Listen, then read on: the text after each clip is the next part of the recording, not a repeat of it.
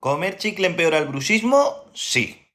El bruxismo se produce en gente que por la noche de manera inconsciente aprieta mucho la mandíbula y rechina los dientes. Y claro, si los músculos de la zona no descansan de noche y luego tú te pasas comiendo chicle todo el día, pues tampoco descansan de día. Así que se van a sobrecargar todavía más y la situación puede empeorar. Con respecto a lo de engordar, entiendo que se refiere a que si es una costumbre muy habitual, los músculos de la zona se pueden fortalecer y marcarse más. Pero tanto como engordar, engordar... Eso sí, también puede hacer que aparezcan arrugas en las comisuras.